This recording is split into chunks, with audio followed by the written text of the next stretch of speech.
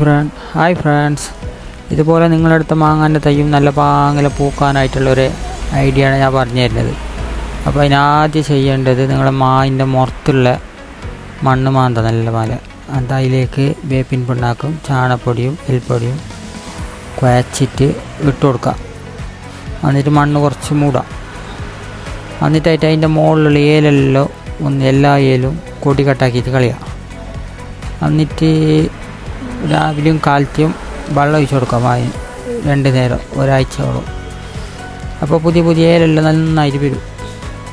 അങ്ങനെ വന്നിട്ട് നമ്മൾക്ക് പുരയിലുള്ള തെളിൻ്റെ വെള്ളം ഉണ്ടല്ലോ, കഞ്ഞിവെള്ളം, അതിലേക്ക് 10 ml വിനാഗിരി മിക്സാക്കിയിട്ട് പുളിപ്പിക്കാൻ വെച്ചിട്ട് പിറ്റേന്ന കാലത്ത് എടുത്തിട്ട് അതിലേക്ക് 4 ലിറ്റർ വെള്ളം ഒഴിച്ചിട്ടായിട്ട് ഒരു സ്പ്രേ ബോട്ടിലെടുത്തിട്ട് ഈ വന്ന ഏലെല്ലാം ഉണ്ടല്ലോ പുതിയ ഇല അതിലേക്കെല്ലാം അടിച്ചു കൊടുക്കാം. അങ്ങനെ അടിച്ചിട്ട് പിന്നെ 2 ആഴ്ചക്കുള്ളിൽ